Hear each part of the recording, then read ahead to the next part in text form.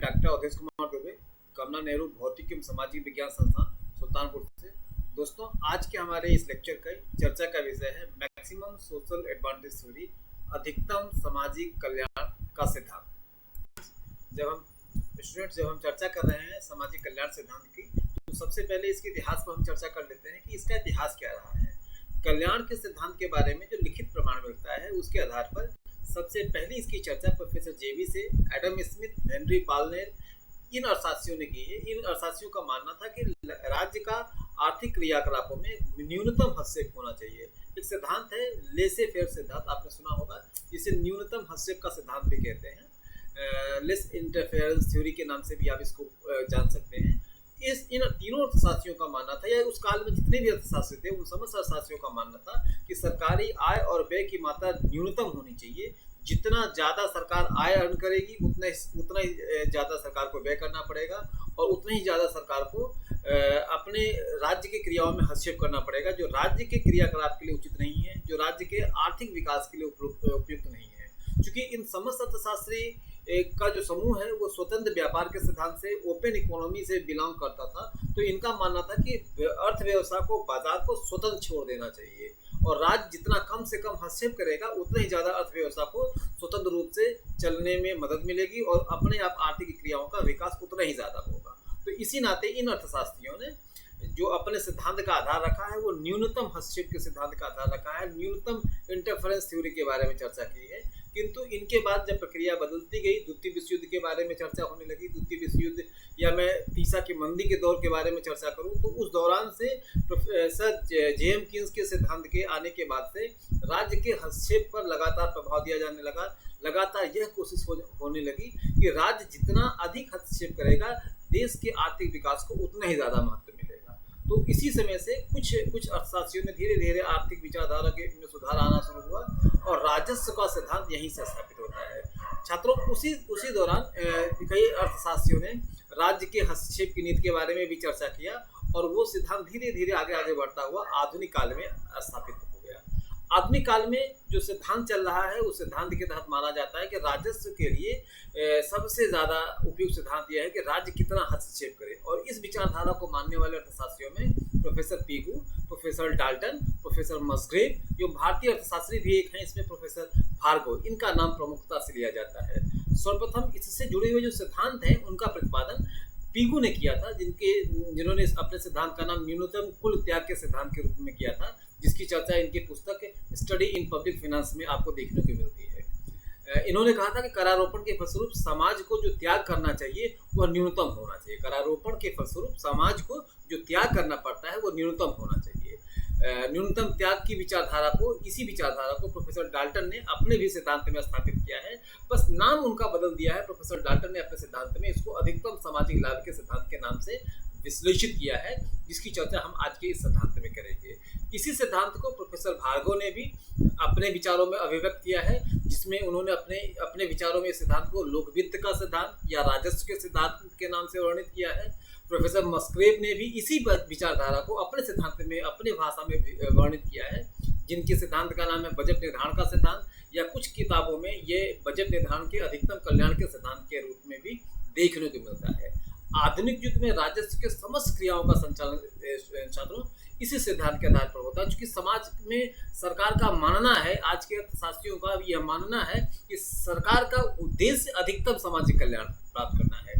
जितना अधिकतम सामाजिक कल्याण प्राप्त होगा राज्य का, सरकार का, उतना ही अधिक क्रियाओं का संचालन अच्छा होगा, वह राज्य उतना ही अच्छा राज्य होगा जिन राज्यों में अधिकतम समाज के कल्याण के सिद्धांतों का प्रतिपादन किया जाएगा। तो ये एक इंट्रोडक्शन है, ये एक प्रारब्ध है, जिस प्रारब्ध में सामाजिक कल्याण के सिद्धांत की प्रारंभिक इकाई से शुरू होती है। हमने इसी इंट्रोडक्शन के बारे में बात की।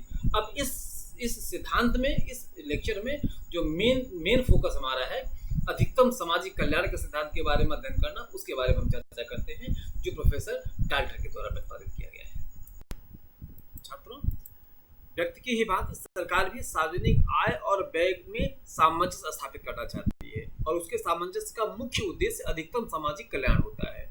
यहाँ समझने की बात है कि व्यक्ति जब भी सिद्धांत बनाता है, जब भी अपने बजट के बारे में चर्चा करता है, जब भी अपने लिए रणनीति बनाता है, नीति बनाता है, तो उसका उसका आधार होता है कि उसे उस नीति से कितना लाभ की प्राप्ति होगी।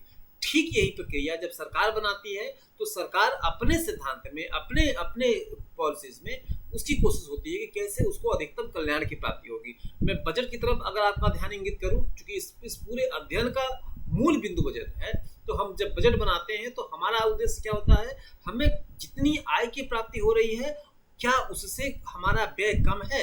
अगर हमें व्यय कम करना पड़ेगा तो हमें उसमें लाभ की प्राप्ति होगी, बचत की प्राप्ति होगी, और बचत व्यक्ति के लिए लाभ का सिद्धांत बनता है।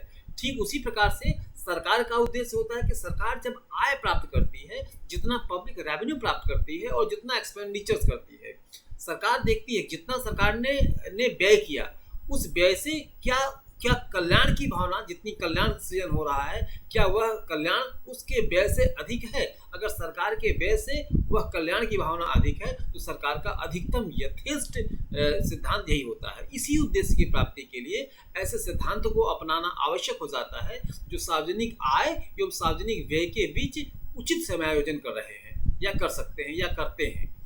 अधिकतम सामाजिक लाभ का सिद्धांत लोक वित्त की क्रियाओं के संबंध में सरकार के लिए मार्ग निर्देशन की भूमिका का निर्वाह करता है, और इसी सिद्धांत को हम राजस्व के सिद्धांत के नाम से भी जानते हैं। पूरा का पूरा प्रक्रिया ही इसी सिद्धांत पर आधारित है जो राजस्व के सिद्धांत के नाम से जानी जाती है, और इसी सिद्धांत की इकाई के रूप में छात्रों अधिकतम सामाजिक कल्याण का सिद्धांत भी है। इस सिद्धांत का प्रतिपादन मैंने पहले ही आपके साथ शेयर किया था कि इस सिद्धांत का प्रतिपादन प्रोफेसर डाल्टन के द्वारा किया गया है।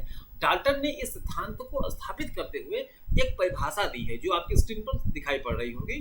प्रोफेसर डाल्टन के अनुसार राजस्व की सर्वोत्तम प्रणाली यह है जिसमें राज्य अपने कार्य द्वारा अधिकतम सामाजिक लाभ की प्राप्ति करता है। जो उद्देश्य है, जो नर्स इस सिद्धांत का है, डाल्टन मानते हैं कि सरकार का सर्वोत्तम प्रणाली है, सरकार के राजस्व की, पब्लिक फाइनेंस की सर्वोत्तम प्रणाली यह है कि जिस प्रणाली से राज्य जो भी कार्य कर रही है उस कार्य में जितना अधिकतम सामाजिक कल्याण की प्राप्ति होगी वही उसका सबसे यथेष्ट सिद्धांत है।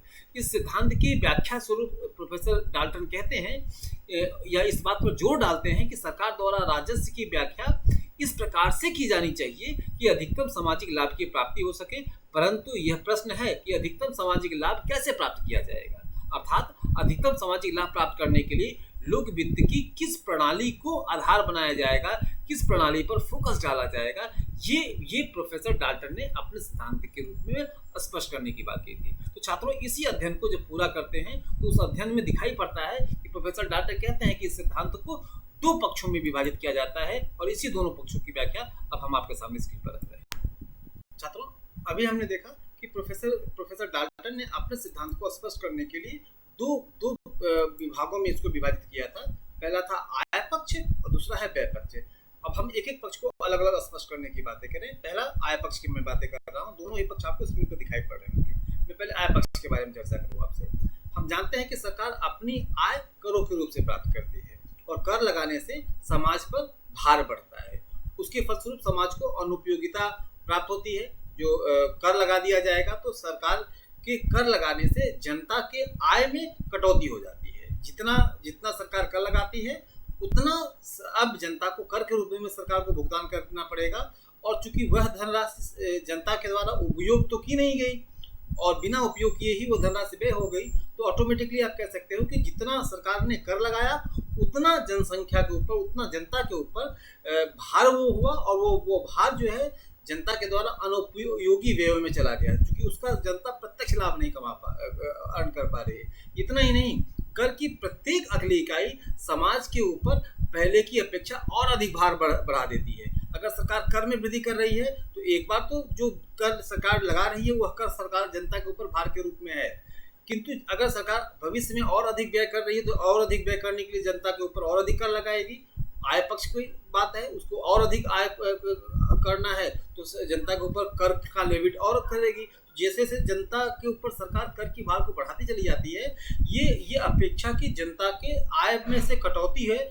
इसीलिए कहा जाता है कि ये उसके आय पर एक और भार के रूप में बढ़ता चला जाता है, क्योंकि जैसे जैसे लोगों के पास मुद्रा कम होगी, जब आय घटेगी, जब उनको कर के रूप में भुगतान करना पड़ेगा तो उनके पास मुद्रा की मात्रा कम होगी, वैसे वैसे प्रत्येक मुद्रा जो बची है उनके पास, उसकी उपयोगिता उनके लिए बढ़ती हुई होगी। अब समसीमांत उपयोगिता का सिद्धांत आपने पढ़ा होगा कि मुद्रा की मात्रा कम होने से उसकी उपयोगिता बढ़ जाती है। यह सिद्धांत कुछ उसी विचारधारा से या उसी विचारधारा पर आधारित है। कर के रूप में जनता जो त्याग करती है उसे अर्थशास्त्र के सीमांत सामाजिक त्याग के सिद्धांत के रूप में माना जाता है, या हम कह सकते हैं इसको it is a marginal social sacrifices की थ्योरी के रूप में वर्णन किया जा सकता है। इसी विचारधारा को प्रोफेसर डाल्टन ने अपने सिद्धांत में आय पक्ष के रूप में स्पष्ट किया था। अब पूरी विचारधारा को बड़ी सहज भाषा में समझाने की कोशिश करूं। प्रोफेसर डाल्टन का मानना था कि भाई जनता के ऊपर कर लगा करके ही सरकार आय प्राप्त करती है।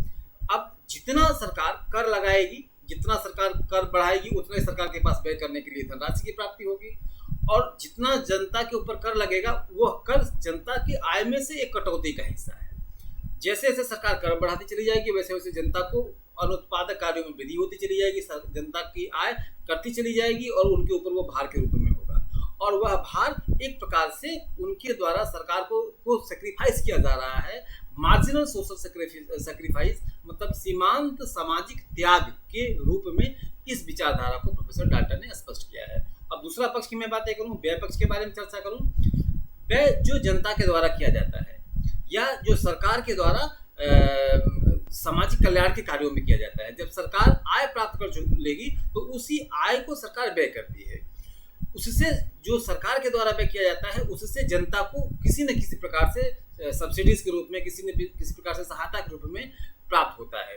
वह उनके लिए उपयोगिता का एक कारक बनता है। लेकिन जितनी अतिरिक्त इकाई सरकार व्यय करेगी, जितना कर लगाएगी वो उनके ऊपर बर्डन होगा, और जितना अतिरिक्त इकाई जनता के ऊपर सरकार सब्सिडी के रूप में प्रदान करेगी वो अगली इकाई की तुलना में समाज की उपयोगिता अगर घट रही है तो वह अनुत्पादक मानी जाएगी, उपयोगिता ह्रासमान नियम लागू हो जाएगा। जैसे हमें अगर एक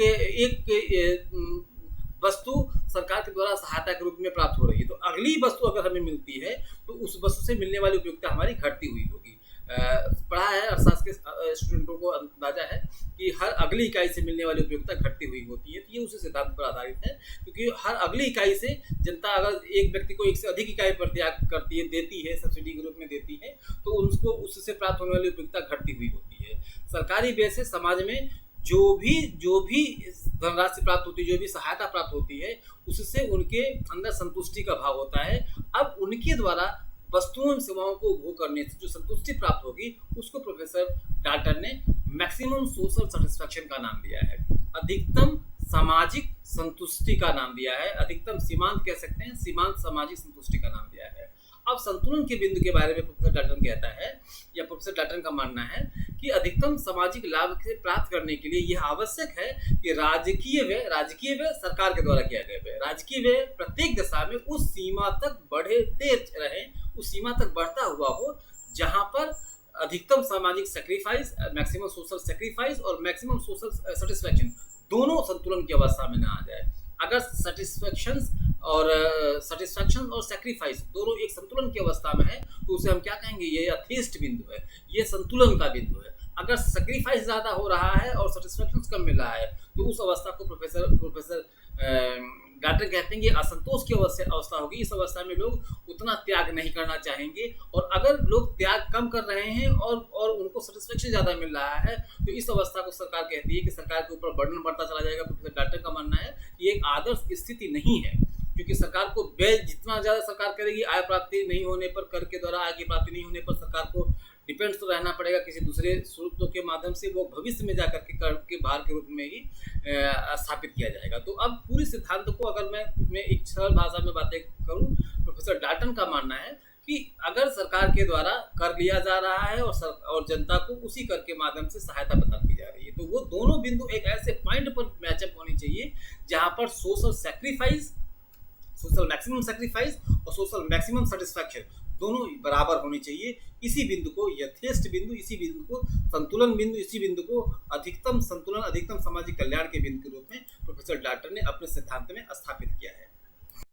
छात्रों, अब इसी विचारधारा को हम टेबल के द्वारा, तालिका के द्वारा स्पष्ट करते हैं।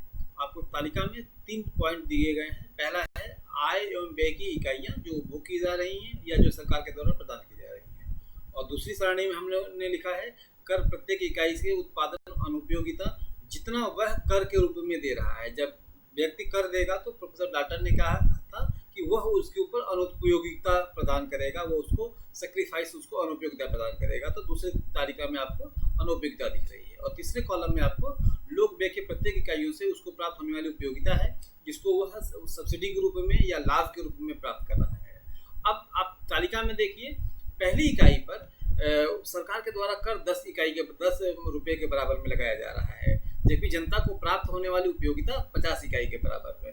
यहाँ सामाजिक उपयोगिता तो अधिक मिल रही है लेकिन सरकार के ऊपर व्यय अधिक करना पड़ रहा है। तो यहाँ पर अनुत्पादक व्यय सरकार को ज्यादा करना पड़ रहा है, तो यह संतुलन का बिंदु नहीं होगा। दूसरी इकाई पर पहुंचते हैं जहां पर सरकार ने कर की दर में 5 रुपए की वृद्धि कर दी। पहली इकाई की तुलना में दूसरी इकाई पर 5 रुपए की वृद्धि कर दी, लेकिन जैसे ही कर की दर बढ़ गई और एक अतिरिक्त इकाई उपभोक्ता को मिली सहायता के रूप में, तो उसकी उपयोगिता ह्रासमान नियम के तहत जो है गिरती हुई दर से प्राप्त हो रही है। तो अब इस पॉइंट को अगर देखा जाए तो सरकार ने 15 रुपए कर के रूप में अधिभार लगाया जो जनता को अनुपयोगिता के रूप में प्राप्त हो रहा है, और दूसरी तरफ देख रहे हैं कि उसको उपयोगिता के रूप में 40 रुपए के बराबर में प्राप्त हो रहा है। तो यहाँ भी संतुलन का बिंदु स्थापित नहीं है। तीसरी इकाई पर पहुंचते हैं तो जहाँ पर सरकार के द्वारा कर के अधिभार को बढ़ा करके 20 इकाई कर दिया गया है, और यहाँ पर लोग जनता को एक अतिरिक्त इकाई से प्राप्त होने वाली उपयोगिता गिरती हुई दर से है, तो वह 30 इकाई के रूप में प्राप्त हो रही है।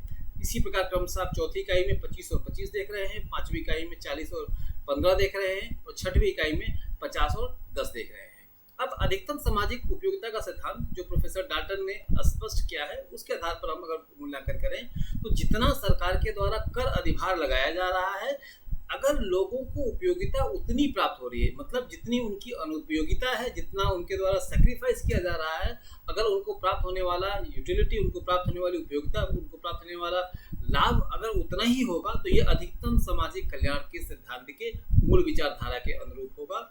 और जैसा कि आपको रेखा चित्र में जैसा कि आपको तालिका में चौथे बिंदु पर दिखाई पड़ रहा है, सरकार के द्वारा लगाया गया कर का अधिभार 25 है और जनता को प्राप्त होने वाली उपयोगिता भी 25 है। तो हम यहाँ कह सकते हैं कि सरकार और आय और व्यय, आय पक्ष और व्यय पक्ष दोनों संतुलन की बिंदु पर है, जो एक यथेष्ट बिंदु है, जो अधिकतम सामाजिक कल्याण के बिंदुओं को स्पष्ट करने वाला है। तो इस तरीके से हम तालिका के द्वारा स्पष्ट कर सकते हैं कि जो डाल्टन ने कहा था कि सिद्धांत के रूप में अधिकतम सामाजिक कल्याण का सिद्धांत बताता है कि जितना उनके ऊपर कर भार लगाया गया, जितना उनके ऊपर आय के रूप में पर उनसे लिया गया, और अगर उनको व्यय के माध्यम से उतनी उपयोगिता प्राप्त हो रही है, तो अधिकतम सामाजिक कल्याण का बिंदु वही होगा जहाँ पर आय और व्यय दोनों संतुलित हो। तालिका के द्वारा यह स्पष्ट हो रहा है। अब इसी विचारधारा को हम रेखाचित्र के द्वारा भी स्पष्ट करते हैं। छात्रों, अब रेखाचित्र के द्वारा इसी बिंदु को स्पष्ट करते हैं। आपको रेखाचित्र में दिख रहा है ओ एक्स अक्ष पर सार्वजनिक व्यय एवं कर की मात्रा को प्रदर्शित किया गया है, जबकि ओ एक्स अक्ष पर उपयोगिता एवं अनुपयोगिता को प्रदर्शित किया गया है। रेखा चित्र में छात्रों एमयू रेखा सीमांत उपयोगिता की रेखा को के रूप में स्थापित की गई है, और एमडी रेखा सीमांत अनुपयोगिता के रूप में स्थापित की गई है। एमयू रेखा और एमडी रेखा सामान्यतः पी बिंदु पर संतुलन की अवस्था में है, बाकी बिंदुओं पर असंतुलन की अवस्था में है। मैं एक एक करके चर्चा आपसे कर रहा हूँ। पहले बिंदु की हम चर्चा कर लेते हैं, M1 पॉइंट की चर्चा कर लेते हैं, जहाँ पर एमयू रेखा, एमयू मतलब सीमांत उपयोगिता रेखा, हमें कुल उपयोगिता की प्राप्ति हो रही है M1 से R2 के बराबर में, जबकि अनुपयोगिता कितनी प्राप्त हो रही है, अगर इस बिंदु पर हम देखें तो R से M1 के बराबर प्राप्त हो रही है। यहाँ पर सरकार के द्वारा अगर हम देखें तो सरकार के द्वारा व्यय अधिक किया जा रहा है, जबकि जनता के द्वारा जो सेक्रीफाइस किया जा रहा है वो कम किया जा रहा है। तो इतने के बराबर में, अर्थात अगर इस पॉइंट को देखा जाए तो R से R2 के बराबर में जो समान अंतर देखने को मिल रहा है, यह सरकार के ऊपर अधिभार के रूप में होगा, एक दबाव के रूप में होगा।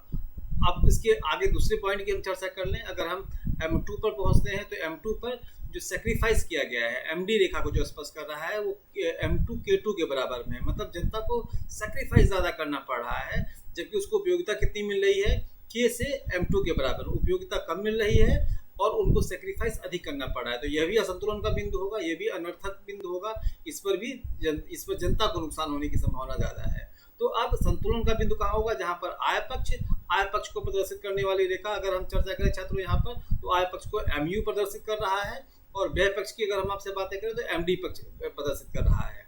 अब ये दोनों रेखाएं क्रमशः बिंदु P पर हम देखते हैं जो M बिंदु पर है। यहाँ पर सीमांत उपयोगिता भी PM प्राप्त हो रही है और सीमांत अनुपयोगिता भी PM प्राप्त हो रही है। मतलब अधिकतम सामाजिक कल्याण का बिंदु क्या होगा, साम्य का बिंदु क्या होगा, संतुलन का बिंदु क्या होगा, P जहाँ पर PM के बराबर में सीमांत उपयोगिता और PM के बराबर में ही सीमांत उत्पादकता भी प्राप्त हो रही है, सीमांत अनुपयोगिता भी प्राप्त हो रही है। तो प्रोफेसर डाल्टन का यही मानना था कि जहाँ पर समाज के द्वारा त्याग किए गए, जो समाज के ऊपर कर लगाया गया वह बिंदु, और जो उनके ऊपर कर से प्राप्त होने वाली आय और जिसे सरकार सहायक कार्यों में सार्वजनिक कल्याण के कार्यों में व्यय कर रही है, अगर सरकार के द्वारा किया गया व्यय और जनता से प्राप्त किया गया आय दोनों समान अवस्था में है, जो संतुलन की अवस्था में है, तो अधिकतम संतुलन बिंदु यही होगा। अधिकतम सामाजिक कल्याण का सिद्धांत यही साबित करता है। प्रोफेसर डाल्टन ने अपने सिद्धांत में इसी पॉइंट को स्पष्ट किया है, जो आपको इस रेखाचित्र से स्पष्ट दिखाई पड़ रहा है। इस रेखाचित्र में आप स्पष्ट देख लीजिए, जो संतुलन का बिंदु है वो P है, जहाँ पर अधिकतम सामाजिक कल्याण की प्राप्ति हो रही है। उसके अलावा कई और बिंदु हैं, जिसको R2 बिंदु भी आप कह सकते हैं, R बिंदु भी कह सकते हैं, K2 बिंदु कर सकते हैं, K बिंदु कर सकते हैं। ये समस्त बिंदुओं पर मतलब R2, K2 और K बिंदुओं पर असंतुलन प्राप्त हो रहा है। किसी बिंदु पर आय, किसी बिंदु पर उपयोगिता अधिक है तो त्याग कम हो रहा है, कहीं पर अनुपयोगिता अधिक है तो प्राप्ति कम हो रही है। जबकि एक बिंदु ऐसा है जो MP बिंदु को स्पष्ट कर रहा है, जहाँ पर त्याग और आय दोनों की भावना बराबर है, दोनों का की प्राप्ति बराबर है। प्रोफेसर डाल्टन ने इसी बिंदु को अपने सिद्धांत में अधिकतम सामाजिक कल्याण का बिंदु कहा है। इसी बिंदु को वो कहते हैं कि सरकार के द्वारा इतना कर लगाया जाना चाहिए जिससे जनता को प्राप्त होने वाला कल्याण और सरकार के द्वारा व्यय किया गया धनराशि दोनों बराबर होनी चाहिए। इसी को अधिकतम सामाजिक कल्याण के, जो मैंने अभी तालिका के द्वारा आपसे स्पष्ट किया था, तालिका के द्वारा जिस विचारधारा को स्पष्ट किया था, चौथे बिंदु पर, जहाँ पर 25 इकाई त्याग भी थी और 25 इकाई कल्याण भी थी, 25 इकाई उपयोगिता भी थी, दोनों उसी बिंदु पर था और वही बिंदु यहाँ पर भी स्पष्ट हो रहा है। तो इसे आप तालिका के द्वारा स्पष्ट कर सकते हैं, इसे आप तालिका के द्वारा समझने की कोशिश कर सकते हैं। छात्रों, अभी हमने रेखाचित्र के द्वारा इस सिद्धांत को स्पष्ट रूप से समझने की कोशिश की है। अब थोड़ी सी बात इसके व्यवहारिकता पर कर लें कि यह सिद्धांत क्या केवल सैद्धांतिक ही विचारधारा को स्पष्ट करता है? नहीं, यह सिद्धांत सैद्धांतिक विचारधारा के अलावा व्यवहारिक विचारधारा पर भी प्रकाश डालता है। यह सिद्धांत सार्वजनिक आय, सार्वजनिक व्यय के किस सीमा तक वृद्धि करनी चाहिए यह भी स्पष्ट करता है, और साथ ही साथ सार्वजनिक आय और सार्वजनिक व्यय के विभिन्न मदों को किस प्रकार विभाजित करना है इसके बारे में भी अध्ययन कराता है। इस सिद्धांत के अनुसार सरकार को विभिन्न उपयोगों पर किस प्रकार व्यय करना चाहिए कि प्रत्येक सीमा तक सीमांत उपयोगिता बराबर अथवा लगभग बराबर हो, यह भी स्पष्ट होता है। जहां पर बराबर नहीं होगा वहां पर तुरंत यह सिद्धांत बता देता है कि यहाँ पर अनुपयोगिता प्राप्त होगी और उसके लिए सरकार को अपने नीतियों में, अपने योजनाओं में, अपने कर नीतियों में सुधार करना पड़ेगा। यह मुद्रा के उपयोग को इस प्रकार से किया जाएगा, इसके बारे में भी यह सिद्धांत बताता है, इसके बारे में भी यह सिद्धांत स्पष्ट करता है, बल्कि तुलनात्मक दृष्टि से उसका अध्ययन कराता है। यह सिद्धांत बताता है कि सामाजिक उपयोगिता, उसको हम लोगों ने लाभ के द्वारा बताया है, सामाजिक उपयोगिता अधिकतम जिस बिंदु पर होगी सरकार को व्यय उतना ही करना चाहिए। अगर सरकार के द्वारा व्यय अधिक किया जा रहा है और लाभ की प्राप्ति कम हो रही है, कल्याण की प्राप्ति कम हो रही है, तो यह सिद्धांत तुरंत ही उस बिंदु को स्पष्ट करता है। और इस अवस्था पर सीमांत त्याग अगर अधिक है और लाभ कम है, या सरकार के द्वारा व्यय अधिक किया जा रहा है और सीमांत उपयोगिता कम प्राप्त हो रही है, तो यह सिद्धांत उस बिंदु को नकारात्मक रूप में स्पष्ट करता है। और इस अवस्था पर सरकार को तुरंत ही नीति में सुधार करना चाहिए, नीति में परिवर्तन करना चाहिए। इसके व्यवहारिक पक्ष पर भी यह सिद्धांत स्पष्ट करता है। यह सिद्धांत निर्धन वर्गों में से, धनी वर्गों में से, या जितने भी हमारे समान वर्ग हैं उनके ऊपर किन किन तरीके से सरकार के द्वारा व्यय किया जा रहा है, इसकी उपयोगिता को भी स्पष्ट करने के बारे में चर्चा करता है।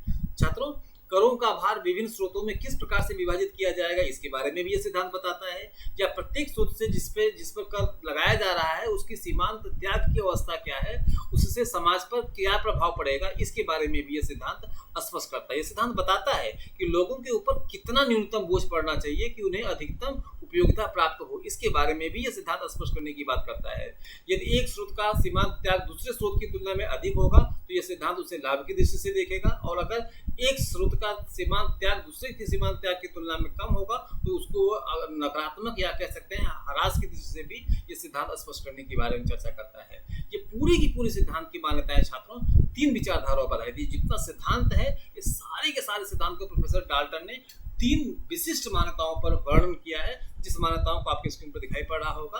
पहला ही मान्यता है छात्रों, सार्वजनिक व्यय से प्राप्त सीमांत उपयोगिता तथा करों के भार से उत्पन्न सीमांत त्याग बराबर होना चाहिए। जितनी सीमांत उपयोगिता है और करों से जो त्याग की भावना है दोनों बराबर होनी चाहिए। अगर संतुलन की अवस्था में नहीं है तो यह सिद्धांत उसको असंतुलित मानता है और उसको रोकने के बारे में, या उसे अनुत्पादक मानता है, उसे रोकने के बारे में चर्चा करता है। यह सिद्धांत विभिन्न साधनों पर लगाए गए करों के भार से उत्पन्न त्याग बराबर होना चाहिए, इस विचारधारा को स्पष्ट करता है। और तीसरी जो इसकी अहम मान्यता है छात्रों वो यह है कि विभिन्न उपयोगों पर सार्वजनिक व्यय से प्राप्त सीमांत उपयोगिता बराबर होनी चाहिए। अगर वो नहीं है तो यह सिद्धांत उसे रोकने के बारे में भी चर्चा करता है। यह इस सिद्धांत की मान्यताएं हैं। छात्रों, प्रोफेसर डाल्टन द्वारा प्रतिपादित सिद्धांत की 3 विशेषताएं भी हैं। ये 3 विशेषताओं पर आधारित है। पहला है, यह सिद्धांत बताता है कि राजस्व का प्रमुख उद्देश्य जन का कल्याण है, अधिकतम सामाजिक कल्याण, जिसे प्रोफेसर डाल्टन ने अपने सिद्धांत में नाम दिया है।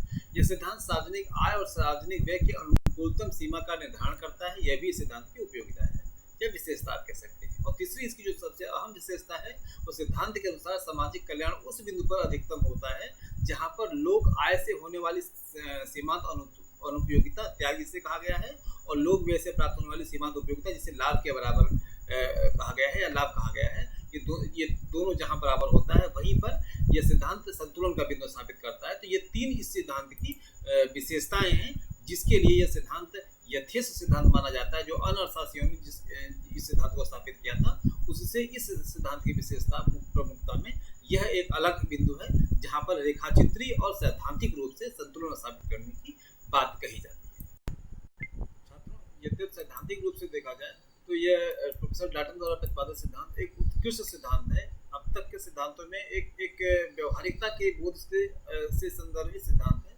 किंतु फिर भी कई वर्तमान अर्थशास्त्रियों ने, आधुनिक अर्थशास्त्रियों ने इसकी कई बिंदुओं पर इसकी आलोचनाएं की है। पहली आलोचना इसकी की जाती है कि इसके अंतर्गत उपयोगिता और अनुपयोगिता के मापन की कठिनाइयां हैं। पहले भी कहा गया है कि उपयोगिता को मापा नहीं जा सकता है।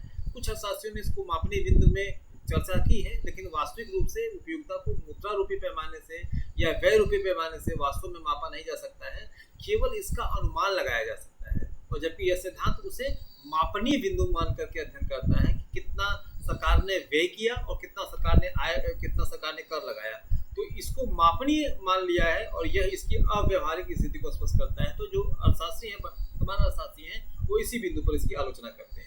दूसरा छात्रों इसका आलोचना की जाती है आय और व्यय के संबंध के बारे में।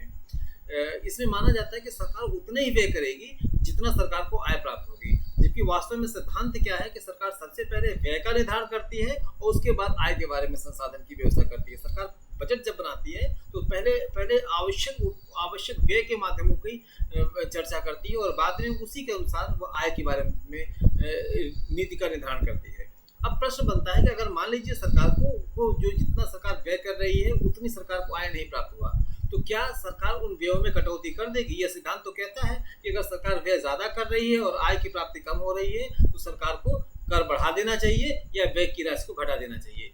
जबकि व्यवहारिकता के स्तर पर देखा जाए तो सरकार ऋण का प्रबंधन कर लेती है, ऋणार्थ प्रबंधन कर लेती है या मुद्रास्फीति के रूप में व्यवस्था अपना लेती है। ऐसी तमाम समस्याएं हैं, ऐसी तमाम व्यवस्थाएं हैं जिसके द्वारा सरकार बिना कर बढ़ाए अपने आय और व्यय के संतुलन को बना लेती है और अधिकतम सामाजिक कल्याण की विचारधारा को प्रेरित करने के बारे में चर्चा करती है। यहाँ पर यह सिद्धांत इस विचारधारा को नहीं स्वीकार करता है, यह सिर्फ आय और व्यय की समानता के बारे में चर्चा करता है, जो इस सिद्धांत की व्यवहारिकता के रूप में आलोचनात्मक दृष्टिकोण रखने वाले अर्थशास्त्रियों के द्वारा प्रतिपादित किया गया है।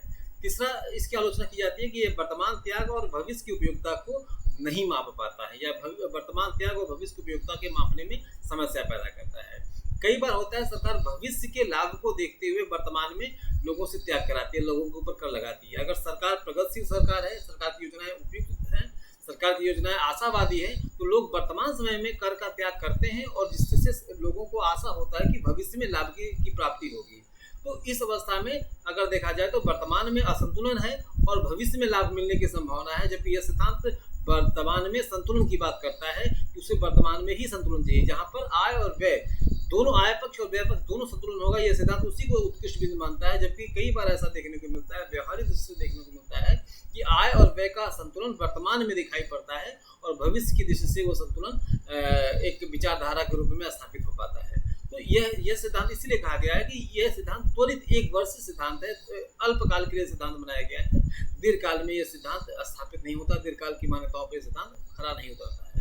और चौथा जो सबसे इसकी अहम आलोचना की जाती है वह यह है कि यह सिद्धांत राजस्व की क्रियाओं को गैर आर्थिक प्रभाव के रूप में अध्ययन करता है।